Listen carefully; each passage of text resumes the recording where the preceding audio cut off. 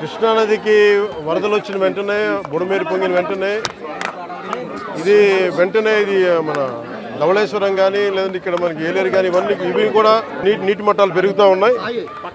So వెంటనే శుద్ధగడ్డ కాలం నుంచి కూడా నీళ్ళు వచ్చేస్తాయి, ముంపు ప్రాంతాలకు వచ్చేస్తాయి. వీటి మీద ఎప్పటికప్పుడు కలెక్టర్ షణ్మోహన్ గారితో కూడా మాట్లాడడం జరిగింది. ఇది 2వ తారీఖు 3వ తారీఖు నుంచి మాట్లాడుతూనే ఉన్నాం, డేంజర్ లెవెల్స్ లేవని. ఒకసారి అంతకుముందు కూడా జరిగితే ఫస్ట్ లెవెల్ వార్నింగ్ ఇచ్చాం, మళ్ళీ తగ్గిపోయిందని చెప్పారు.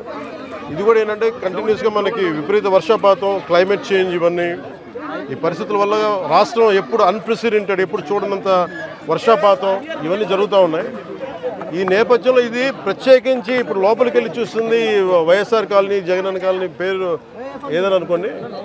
ఇది బేసిక్ ఇది ఒక 32 ఎకరాలు 33 ఎకరాల స్థలం. ఇది దాదాపు ఒక 2000 పైచిలకు లబ్ధిదారులు. దీంట్లో ఉన్నదేమో ఇప్పుడు ప్రస్తుతం 10% మంది జనాభా ఉన్నారు. 10% మట్టుకే. లోపలికి వెళ్ళి చూస్తే అసలు బేసిక్గా లోపల మనకి ఈ డ్రైనేజ్ కానీ రోడ్లు కానీ ఏమీ లేవు.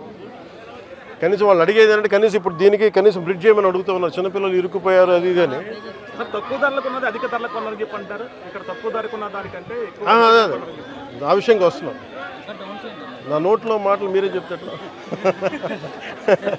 అంటే ఇది ఇప్పుడు నేను మన బుడమేరు గురించి చెప్తాను. ఇది అంచెలంచెలుగా ప్రతి ఒక్కళ్ళు దీన్ని ఇంక్రిమెంట్గా పెంచుకుంటూ వెళ్ళిపోయారు.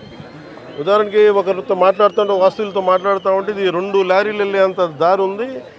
నదీ పరివాహక ప్రాంతాన్ని ఇది ఈజీగా వెళ్ళిపోయేది.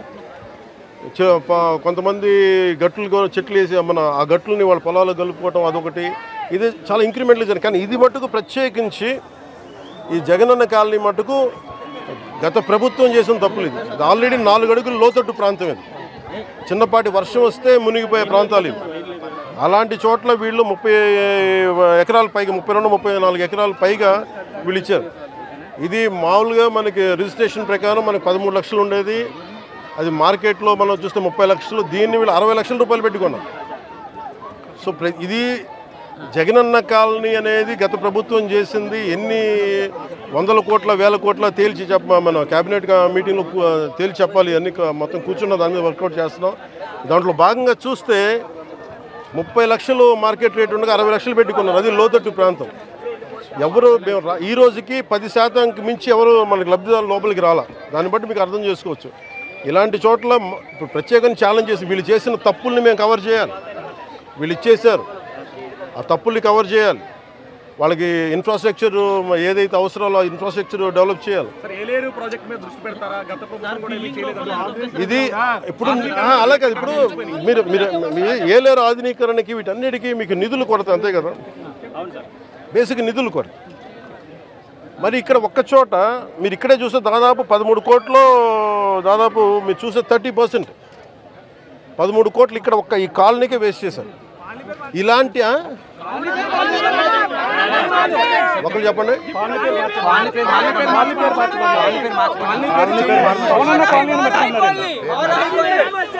ఇది కాలనీ పేరు మార్చుకోవడం అంటే మీరందరూ కోరుకొని అలా కాదు, మీరందరూ కోరుకొని